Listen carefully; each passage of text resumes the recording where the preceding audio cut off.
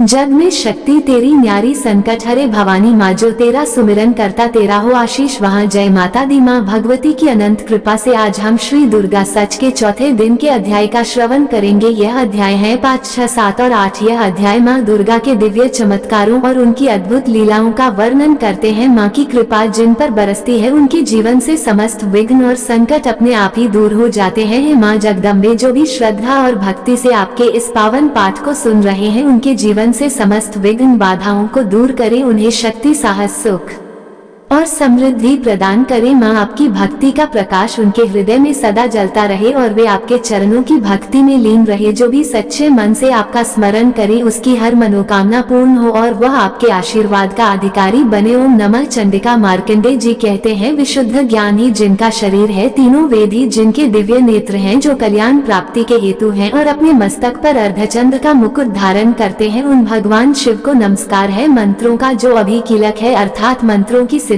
में विघ्न उपस्थित करने वाले शाप रूपी किलक का जो निवारण करने वाला है, उस सप्तशती स्तोत्र को संपूर्ण रूप से जानना चाहिए और जानकर उसकी उपासना करनी चाहिए। यद्यपि सप्तशती के अतिरिक्त अन्य मंत्रों के जप में भी जो निरंतर लगा रहता है वह भी कल्याण का भागी होता है। उसके भी उच्चाटन आदि कर्म सिद्ध होते हैं और उसे भी समस्त दुर्लभ वस्तुओं की प्राप्ति हो जाती है। फिर भी जो अन्य मंत्रों का जप न करके केवल इस सप्तशती नामक स्तोत्र से ही देवी की स्तुति करते हैं, उन्हें स्तुति मात्र से ही सच्चिदानंद स्वरूपिणी देवी सिद्ध हो जाती है। उन्हें अपने कार्य की सिद्धि के लिए मंत्र, औषधि और अन्य किसी साधन के उपयोग की आवश्यकता नहीं रहती। बिना जप के ही उनके उच्चाटन आदि समस्त अभिचार कर्म सिद्ध हो जाते हैं। इतना ही नहीं, उनकी संपूर्ण अभीष्ट वस्तुएं भी सिद्ध होती हैं। लोगों के मन में ये शंका थी कि जब केवल सप्तशती की उपासना से अथवा सप्तशती को छोड़कर अन्य मंत्रों की उपासना से भी समान रूप से सब कार्य सिद्ध होते हैं, तब इनमें श्रेष्ठ कौन सा साधन है। लोगों की इसी शंका को सामने रखकर भगवान शंकर ने अपने पास आए हुए जिज्ञासु को समझाया कि यह सप्तशती नामक संपूर्ण स्तोत्र ही सर्वश्रेष्ठ एवं कल्याणम है। तद भगवती चंडिका के सप्तशती नामक स्तोत्र को महादेव जी ने गुप्त कर दिया। सप्तशती के पाठ से जो पुण्य प्राप्त होता है उसकी कभी समाप्ति नहीं होती, किंतु अन्य मंत्रों के जप जन्य पुण्य की समाप्ति हो जाती है। अतः भगवान शिव ने अन्य मंत्रों की अपेक्षा जो सप्तशती की ही श्रेष्ठता का निर्णय किया उसे यथार्थ ही जानना चाहिए। अन्य मंत्रों का जप करने वाला पुरुष भी यदि सप्तशती के स्तोत्र और जप का अनुष्ठान कर ले तो वह भी पूर्ण रूप से ही कल्याण का भागी होता, इसमें तनिक भी संदेह नहीं है। जो साधक कृष्ण पक्ष की चतुर्दशी अथवा अष्टमी को एकाग्रचित होकर भगवती की सेवा में अपना सर्वस्व समर्पित कर देता है और फिर उसे प्रसाद रूप से ग्रहण करता है, उसी पर भगवती प्रसन्न होती है, अन्यथा उनकी प्रसन्नता नहीं प्राप्त होती। इस प्रकार सिद्धि के प्रतिबंधक रूप कील के द्वारा महादेव जी ने इस स्तोत्र को कलित कर रखा है। जो पूर्वक रीति से निष्कल करके इस शती स्तोत्र का प्रतिदिन स्पष्ट उच्चारण पूर्वक पाठ करता है वह मनुष्य सिद्ध हो जाता है, वही देवी का पार्षद होता है और वही गंधर्व भी होता है। सर्वत्र विचरने पर भी इस संसार में उसे कहीं भी नहीं होता, वह मृत्यु के वश में नहीं पड़ता और देह त्यागने के बाद मोक्ष प्राप्त कर लेता है। अतः किलन को जानकर उसका परिहार करके ही सप्तशती का पाठ आरंभ करे, जो ऐसा नहीं करता उसका का नाश हो जाता है। इसलिए किलक और निष्कल का ज्ञान प्राप्त करने पर ही यह स्तोत्र निर्दोष होता है और विद्वान पुरुष इस निर्दोष स्तोत्र का ही पाठ आरंभ करते हैं। स्त्रियों में जो कुछ भी सौभाग्य आदि दृष्टिगोचर होता है वह सब देवी के प्रसाद का ही फल है। अतः इस कल्याणम स्तोत्र का सदा जप करना चाहिए। इस स्तोत्र का मन स्वर से पाठ करने पर स्वर्ग फल की प्राप्ति होती है और उच्च स्वर से पाठ करने पर पूर्ण फल की सिद्धि होती है। इसलिए उच्च स्वर से ही इसका पाठ आरंभ करना चाहिए। जिनके प्रसाद से ऐश्वर्य, सौभाग्य, आरोग्य, संपत्ति, शत्रु नाश तथा परम मोक्ष की भी सिद्धि होती है, उस कल्याण में जगदम्बा की स्तुति मनुष्य क्यों नहीं करते। जय माता दी। किलक स्तोत्र संपूर्ण हुआ। अब सुनिए श्री दुर्गा षष्ठी का 5वां अध्याय, जिसमें देवताओं द्वारा देवी की स्तुति, चंड मुंड के मुख से अंबिका के रूप की प्रशंसा सुनकर शुंभ का उनके पास दूत भेजना और दूत के निराश लौटने का वर्णन है। अध्याय से पहले हम सभी माँ जगदम्बा का ध्यान करें, जो अपने कर कमलों में घंटा शूल हल शंख मूसल चक्र धनुष और बाण धारण करती हैं। शरद ऋतु के शोभा संपन्न चंद्रमा के समान जिनकी मनोहर कांति है, जो तीनों लोकों की आधारभूता और शुंभ आदि दैत्यों का नाश करने वाली है, तथा गौरी के शरीर से जिनका प्राकट्य हुआ है, उन महासरस्वती देवी का मैं निरंतर भजन करती हूँ। मार्कंडेय ऋषि कहते हैं, पूर्व काल में शुंभ और निशुंभ नामक असुरों ने अपने बल के घमंड में आकर शचीपति इंद्र के हाथ से तीनों लोकों का राज्य और यज्ञ भाग छीन लिए। वे ही दोनों सूर्य चंद्रमा कुबेर यम और वरुण के अधिकार का भी उपयोग करने लगे। वायु और अग्नि का कार्य भी वे ही करने लगे। उन दोनों ने सब देवताओं को अपमानित, राज्य भ्रष्ट, पराजित और अधिकारहीन करके स्वर्ग से निकाल दिया। उन दोनों महान असुरों से तिरस्कृत देवताओं ने अपराजिता देवी का स्मरण किया और सोचा, जगदम्बा ने हम लोगों को वर दिया था कि आपत्ति काल में स्मरण करने पर मैं तुम्हारी सब आपत्तियों का तत्काल नाश कर दूंगी। ये विचार कर देवता गिरिराज हिमालय पर गए और वहाँ भगवती विष्णु माया की स्तुति करने लगे। तब देवता बोले, देवी को नमस्कार है, महादेवी शिवा को सर्वदा नमस्कार है, प्रकृति एवं भद्रा को नमस्कार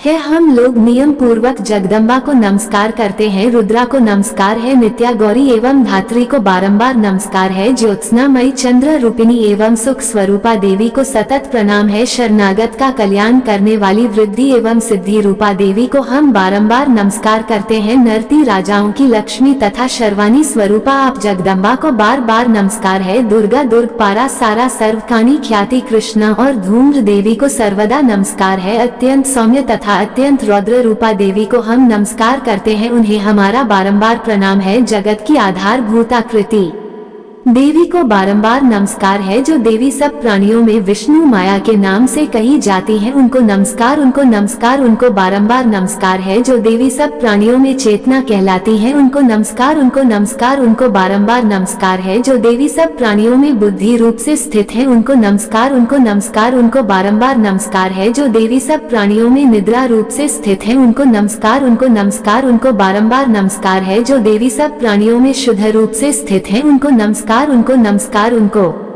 बारंबार नमस्कार है। जो देवी सब प्राणियों में छाया रूप से स्थित है, उनको नमस्कार, उनको नमस्कार, उनको बारंबार नमस्कार है। जो देवी सब प्राणियों में शक्ति रूप से स्थित है, उनको नमस्कार, उनको नमस्कार, उनको बारंबार नमस्कार है। जो देवी सब प्राणियों में तृष्णा रूप से स्थित है, उनको नमस्कार, उनको नमस्कार, उनको बारंबार नमस्कार है। जो देवी सब प्राणियों में शांति रूप से स्थित है, उनको नमस्कार, उनको नमस्कार, उनको बारंबार नमस्कार है। जो देवी सब प्राणियों में जाति रूप से स्थित है, उनको नमस्कार, उनको नमस्कार, उनको बारंबार नमस्कार है। जो देवी सब प्राणियों में लज्जा रूप से स्थित है, उनको नमस्कार, उनको नमस्कार, उनको बारंबार नमस्कार है। जो देवी सब प्राणियों में शांति रूप से स्थित है, उनको नमस्कार, उनको नमस्कार, उनको बारंबार नमस्कार है। जो देवी सब प्राणियों में श्रद्धा रूप से स्थित है, उनको नमस्कार, उनको नमस्कार, उनको बारंबार नमस्कार है। जो देवी सब प्राणियों में कांति रूप से स्थित है, उनको नमस्कार, उनको नमस्कार, उनको बारंबार नमस्कार है। जो देवी सब प्राणियों में लक्ष्मी रूप से स्थित है, उनको नमस्कार, उनको नमस्कार, उनको बारंबार नमस्कार है। जो देवी सब प्राणियों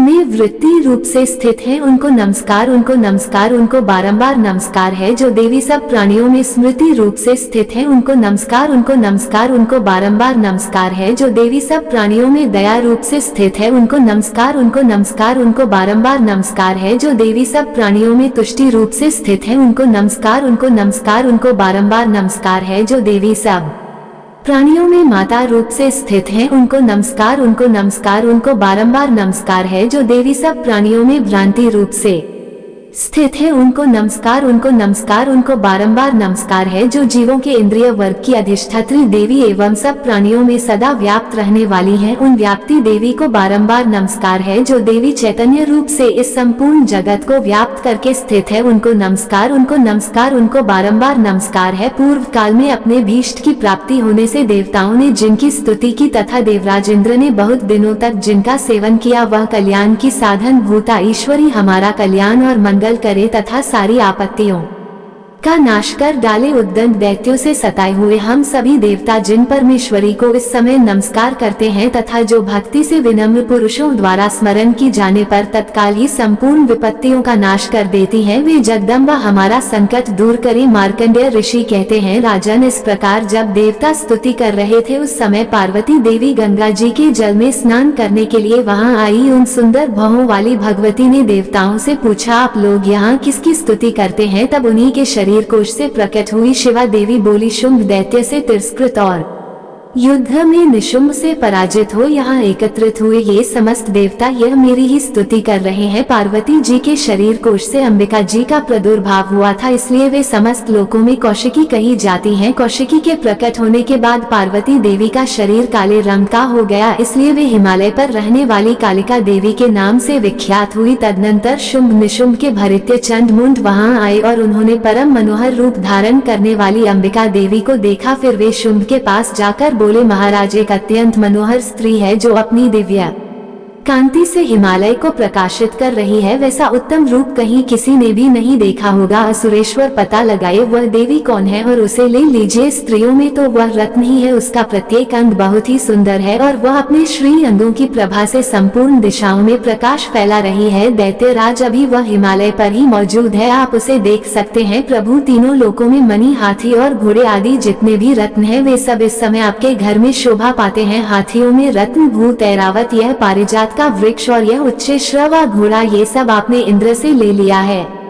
हंसों से जीता हुआ यह विमान भी आपके आंगन में शोभा पाता है। ये रत्नभूत अद्भुत विमान जो पहले ब्रह्मा जी के पास था अब आपके यहाँ लाया गया है। ये महापद्म नामक निधि आप कुबेर से छीन लाए हैं। समुद्र ने भी आपको किंजल किनी नाम की माला भेंट की है जो केसर से सुशोभित है और जिसकी कमल कभी कुमला नहीं है। सुवर्ण की वर्षा करने वाला वरुण का छत्र भी आपके घर में शोभा पाता है और यह श्रेष्ठ रथ जो पहले प्रजापति के अधिकार में था अब आपके पास मौजूद है। दैत्य शव मृत्यु की उत्क्रांति द नाम वाली शक्ति भी आपने छीन ली है और वरुण का पाश तथा समुद्र में होने वाले सब प्रकार के रत्न आपके भाई निशुंभ के अधिकार में है। अग्नि ने भी स्वतः शुद्ध किए हुए 2 वस्त्र आपकी सेवा में अर्पित किए हैं। दैत्यराज, इस प्रकार सभी रत्न आपने एकत्रित कर लिए हैं। फिर जो ये स्त्रियों में रत्न स्वरूप कल्याणमयी देवी है इसे आप क्यों नहीं अपने अधिकार में कर लेते? मार्कंडेय ऋषि कहते हैं, चममुंड का ये वचन सुनकर शुंभ ने महाद्या सुग्रीव को दूत बनाकर देवी के पास भेजा और कहा, तुम मेरी आज्ञा से उसके सामने ये बातें कहना और ऐसा उपाय करना जिससे प्रसन्न होकर वह शीघ्र ही यहाँ चली आए। वह दूत पर्वत के अत्यंत रमणीय प्रदेश में जहाँ देवी मौजूद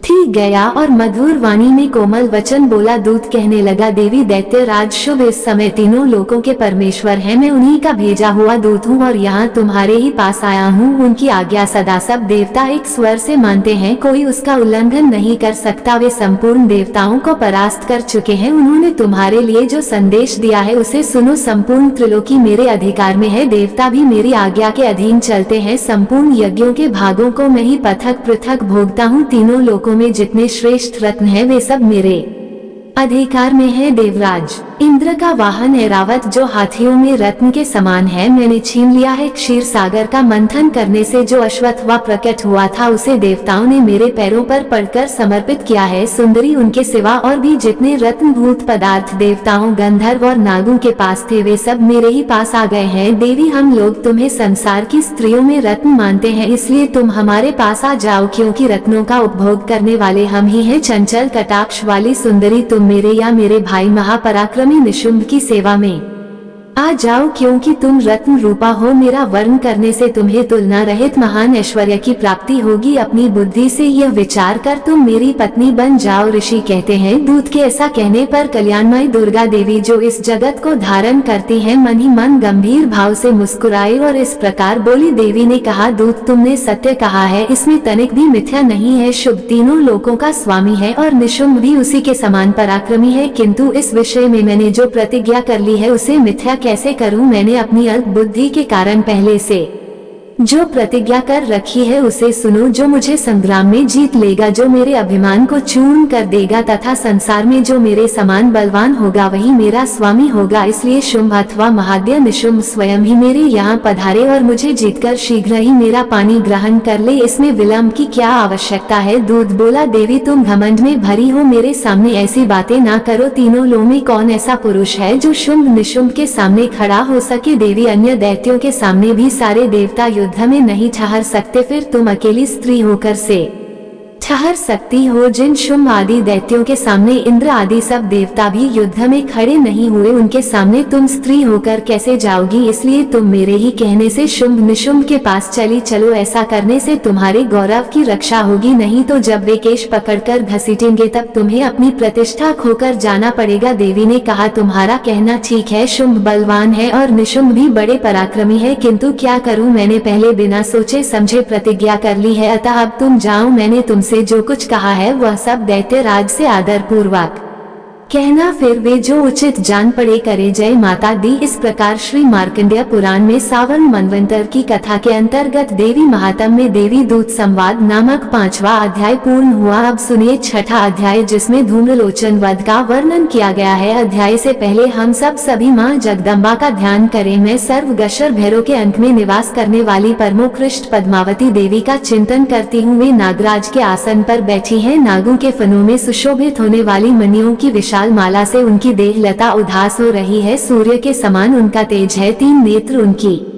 शोभा बढ़ा रहे हैं। वे हाथों में माला, कुंभ, कपाल और कमल लिए हुए हैं तथा उनके मस्तक में अर्ध का मुकुट सुशोभित है। मार्कंडेय ऋषि कहते हैं, देवी का ये कथन सुनकर दूत को बड़ा अमर्ष हुआ और उसने दैत्य राज के पास जाकर सब समाचार विस्तार पूर्वक कह सुनाया। दूत के उस वचन को सुनकर दैत्य राज कुपित हो उठा और दैत्य सेनापति धूम्रलोचन से बोला, धूम्रलोचन, तुम शीघ्र अपनी सेना साथ लेकर जाओ और उस दुष्टा के केश पकड़कर घसीटते हुए उसे बलपूर्वक यहाँ ले आओ। उसकी रक्षा करने के लिए यदि कोई दूसरा खड़ा हो तो वह देवता, यक्ष अथवा गंधर्व ही क्यों ना हो, उसे अवश्य मार डालना। मार्कंडेय ऋषि कहते हैं, शुभ की इस प्रकार आज्ञा देने पर वह धूम्रलोचन दैत्य 6 असुरों की सेना को साथ लेकर वहां से तुरंत चल दिया। वहां पहुंचकर उसने हिमालय पर रहने वाली देवी को देखा और ललकार कर कहा, अरे तू शुंभ निशुंभ के पास चल। यदि इस समय प्रसन्नता पूर्वक मेरे स्वामी के समीप नहीं चलेगी तो मैं बलपूर्वक केश पकड़कर घसीटते हुए तुझे ले चलूंगा। देवी बोली, तुम्हें दैत्यों के राजा ने भेजा है, तुम स्वयं भी बलवान हो और तुम्हारी साथ विशाल सेना भी है। ऐसी दशा में यदि मुझे बलपूर्वक ले चलोगे तो मैं तुम्हारा कर क्या सकती हूँ? मार्कंडेय ऋषि कहते हैं, देवी के ऐसा कहने पर असुर धूम्रलोचन उनकी ओर दौड़ा। तब अंबिका ने हूँ शब्द के उच्चारण मात्र से उसे भस्म कर दिया। फिर तो क्रोध में भरी हुई दैत्यों की विशाल सेना और अंबिका ने एक दूसरे पर तीखे सहायकों, शक्तियों तथा फरसों की वर्षा आरंभ कर दी। इतने में ही देवी का वाहन से क्रोध में भरकर भयंकर गर्जना करके गर्दन के बालों को हिलाता हुआ असुरों की सेना में कूद पड़ा। उसने कुछ दैत्यों को पंजों की मार से, कितनों को अपने जबड़ों से और कितने ही महादैत्यों को पटककर ओठ की दाढ़ों से घायल करके मार डाला। उस सिंह ने अपने नखों से कितनों के पेट फाड़ डाले और थप्पड़ मारकर कितनों के सिर धड़ से अलग कर दिए, कितनों की भुजाएं और मस्तक काट डाले तथा अपनी गर्दन के बाल हिलाते हुए उसने दूसरे दैत्यों के पेट फाड़कर उनका रक्त चूस लिया। अत्यंत क्रोध में भरे हुए देवी के वाहन उस महाबली सिंह ने क्षण भर में ही असुरों की सारी सेना का संहार कर डाला। शुंभ ने जब सुना कि देवी ने धूम्रलोचन असुर को मार डाला और उसके सिंह ने सारी सेना का सफाया कर डाला, तब उस दैत्य आज को बड़ा क्रोध हुआ, उसके होठ कांपने लगे। उसने चम और मुंड नामक 2 महादैत्यों को आज्ञा दी, हे चंड और हे मुंड, तुम लोग बहुत बड़ी सेना लेकर वहां जाओ। उस देवी के केश पकड़कर अथवा उसे बांधकर शीघ्र यहाँ ले आओ। यदि इस प्रकार उसको लाने में संदेह हो तो युद्ध में सब प्रकार के अस्त्र शस्त्रों और समस्त आसुरी सेना का प्रयोग करके उसकी हत्या कर डालना। उस दुष्टा की हत्या होने और सिंह के मारे जाने पर उस अंबिका को बांधकर साथ लेकर शीघ्र ही लौट आना। जय माता दी। इस प्रकार श्री मार्कंडेय पुराण में सावन मनवंतर की कथा के अंतर्गत देवी महात्म्य में धूम्रलोचन वध नामक 6ठा अध्याय पूर्ण हुआ। अब सुनिए 7वां अध्याय, जिसमें चंड और मुंड के वध का वर्णन किया गया है। मार्कंडेय ऋषि कहते हैं, तद शुंभ की आज्ञा पाकर वे चंड मुंड आदि दैत्य चतुरंगी सेना के साथ अस्त्र शस्त्र से सुसज्जित होकर चल पड़े। फिर गिरिराज हिमालय के स्वर्णमय शिखर पर पहुंचकर उन्होंने सिंह पर बैठी देवी को देखा। वे मंद मंद मुस्कुरा रही थी। उन्हें देखकर दैत्य लोग तत्परता से पकड़ने का उद्योग करने लगे। किसी ने धनुष तान लिया, किसी ने तलवार संभाली और कुछ लोग देवी के पास आकर खड़े हो गए। तब अंबिका ने उन शत्रुओं के प्रति बड़ा क्रोध किया। उस समय क्रोध के कारण उनका मुख काला पड़ गया, ललाट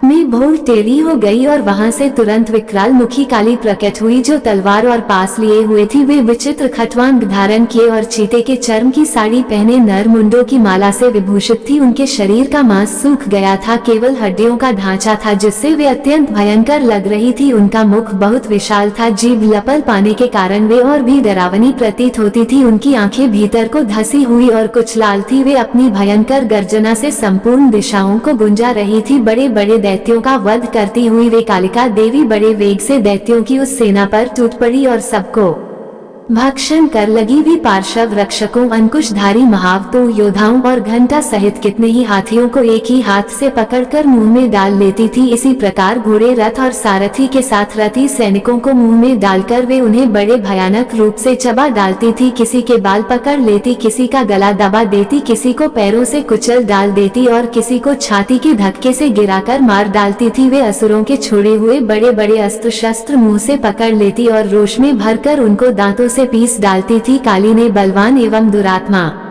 दैत्यों की वह सारी सेना रौंद डाली, खा डाली और कितनों को मार भगाया। कोई तलवार के घाट उतारे गए, कोई खटवांग से पीटे गए और कितने ही असुर दांतों के अग्रभाग से कुचले जाकर मृत्यु को प्राप्त हुए। इस प्रकार देवी ने असुरों की उस सारी सेना को क्षण भर में मार गिराया। ये देख चमुन अत्यंत भयानक काली देवी की ओर दौड़ा तथा महादैत्य मुंड ने भी अत्यंत भयंकर बाणों की वर्षा से तथा हजारों बार चलाए हुए चक्रों से उन भयानक नेत्रों वाली देवी को आच्छादित कर दिया। वे अनेकों चक्र देवी के मुख में समाते हुए ऐसे जान पड़े मानो सूर्य के बहुतेरे मंडल बादलों के उदर में प्रवेश कर रहे हो। तब भयंकर गर्जना करने वाली काली ने अत्यंत रोष में भरकर विकट अट्टहास किया। उस समय उनके विकराल बदन के भीतर कठिन से देखे जा सकने वाले दांतों की प्रभा से वे अति उज्ज्वल दिखाई देती थी। देवी ने बहुत बड़ी तलवार हाथ में लेकर हम का उच्चारण करके चम पर धावा किया और उसके केश पकड़कर उसी तलवार से उसका मस्तक काट डाला। चंड को मारा गया देखकर मुंड भी देवी की ओर दौड़ा। तब देवी ने रोष में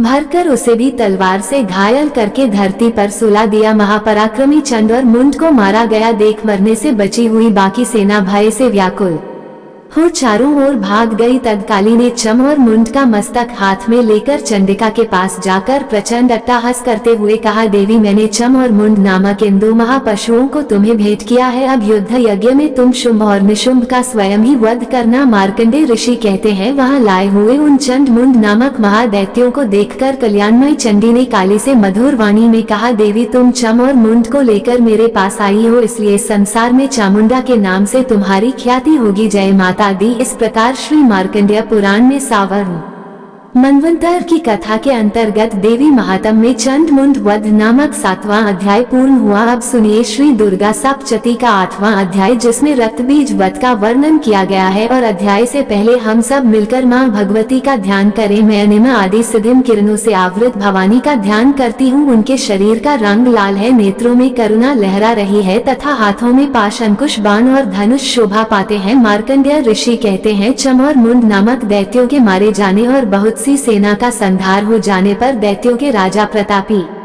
शुंभ के मन में बड़ा क्रोध हुआ और उसने दैत्यों की संपूर्ण सेना को युद्ध के लिए कूच करने की आज्ञा दी। वह बोला, आजुदा युद्ध नाम के 66 दैत्य सेनापति अपनी सेनाओं के साथ युद्ध के लिए प्रस्थान करे। कंबू नाम वाले दैत्यों के 14 सेना नायक अपनी वाहिनी से घिरे हुए यात्रा करे। 50 कोटि वीर्य कुल के और 100 धूम कुल के असुर सेनापति मेरी आज्ञा से सेना सहित कूच करे। कालक दोहद मौर्य और काल के असुर भी युद्ध के लिए तैयार हो मेरी आज्ञा से तुरंत प्रस्थान करे। भयानक शासन करने वाला असुर राज शुंभ इस प्रकार आज्ञा देकर सहस्त्र बड़ी बड़ी सेनाओं के साथ युद्ध के लिए प्रस्थान कर गया। उसकी अत्यंत भयंकर सेना आती देख चंडिका ने अपने धनुष की टिंका से पृथ्वी और आकाश के बीच का भाग गुंजा दिया। तब देवी के सिंह ने भी बड़े जोर जोर से रना आरंभ किया। फिर अंबिका ने घंटे के शब्द से उस ध्वनि को और भी बढ़ा दिया। धनुष की टिंका, सिंह की दहाड़ और घंटे की ध्वनि से संपूर्ण दिशाएं गूंज उठी। उस भयंकर शब्द से काली ने अपने विकराल मुख को और भी बढ़ा लिया तथा इस प्रकार वे विजय नहीं हुई। उस तुमुल नाद को सुनकर दैत्यों की सेनाओं ने चारों ओर से आकर चंडिका देवी, सिंह तथा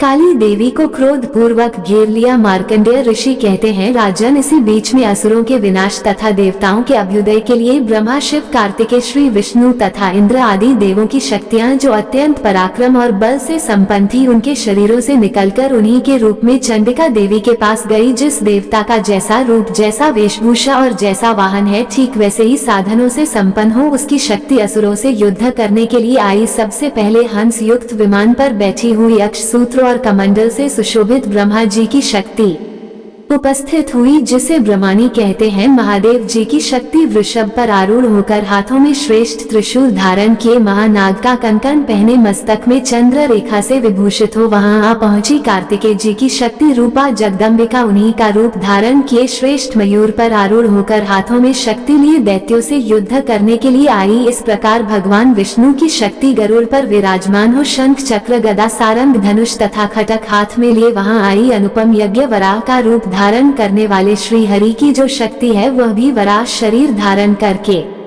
वहां उपस्थित हुई। नरसिंह की शक्ति भी नरसिंह के समान शरीर धारण करके वहां आई। उसकी गर्दन के बालों के झटके से आकाश के तारे बिखर पड़ते थे। इसी प्रकार इंद्र की शक्ति वज्र हाथ में लिए गजराज ऐरावत पर बैठकर आई। उसके भी सहस्त्र नेत्र थे। इंद्र का जैसा रूप है, वैसा ही उसका भी था। तदंतर उन देव शक्तियों से घिरे हुए महादेव जी ने चंडिका से कहा, मेरी प्रसन्नता के लिए अब तुम शीघ्र ही इन असुरों का संहार करो। तब देवी के शरीर से अत्यंत भयानक और परम उग्र चंडिका शक्ति प्रकट हुई, जो सैकड़ों गीदड़ों की भांति आवाज करने वाली थी। उस अपराजिता देवी ने धूमिल जटा वाले महादेव जी से कहा, भगवान, आप शुंभ निशुंभ के पास दूत बनकर जाए और उन अत्यंत गर्वीले दानव शुंभ और निशु दोनों से कहिए, साथ ही उनके अतिरिक्त भी जो दानव युद्ध के लिए वहां उपस्थित हो, उनको भी यह संदेश दीजिए कि दैत्यों, यदि तुम जीवित रहना चाहते हो तो पाताल को लौट जाओ। इंद्र को त्रिलोकी का राज्य मिल जाए और देवता यज्ञ भाग का उपभोग करे। यदि बल के घमंड में आकर तुम युद्ध की अभिलाषा रखते हो तो आओ, मेरी शिवाय तुम्हारे कच्चे मांस से तृप्त हो। क्योंकि उस देवी ने भगवान शिव को दूत के कार्य में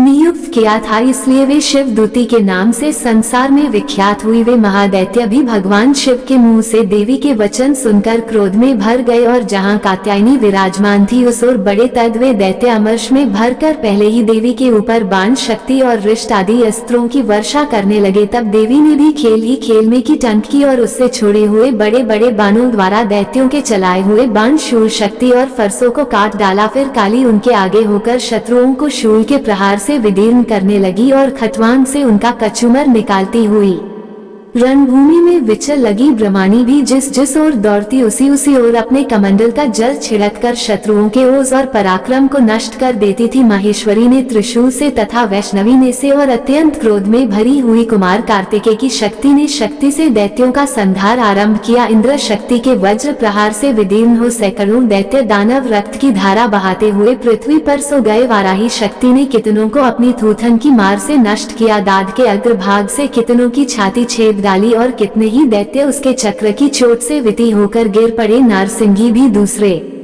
दूसरे महादेवों को अपने नखों से विति करके खाती और सिंहनाद से दिशाओं और आकाश को गुजाती हुई युद्ध क्षेत्र में विचल लगी। कितने ही असुर शिव दूती के प्रचंड अट्टहास से अत्यंत भयभीत हो पृथ्वी पर गिर पड़े और गिरने पर उन्हें शिव दूती ने उसी समय अपना ग्रास बना लिया। इस प्रकार क्रोध में भरे हुए मात्र गणों को नाना प्रकार के उपायों से बड़े बड़े असुरों का मर्दन करते देख दैत्य सैनिक भाग खड़े हुए। मात्र गणों से पीड़ित दैत्यों को युद्ध से भागता देख रक्तबीज नामक महादेव क्रोध में भरकर युद्ध करने के लिए आया। उसके शरीर से जब रक्त की बूंदे पृथ्वी पर गिरती, तब उसी के समान शक्तिशाली एक दूसरा महादेव पृथ्वी पर पैदा हो जाता। महाअशु रक्तबीज हाथ में गदा लेकर इंद्र शक्ति के साथ युद्ध करने लगा। तब इंद्र ने अपने वज्र से रक्तबीज को मारा। वज्र से घायल होने पर उसके शरीर से बहुत सा रक्त चूने लगा, जिससे उसी के समान रूप तथा पराक्रम वाले योद्धा उत्पन्न लगे। उसके शरीर से रक्त की जितनी बूंद गिरी, उतने ही पुरुष उत्पन्न हो गए। वे सब रक्तबीज के समान ही वीर्यवान, बलवान तथा पराक्रमी थे। वे रक्त से उत्पन्न होने वाले पुरुष भी अत्यंत भयंकर अस्त्र शस्त्रों का प्रहार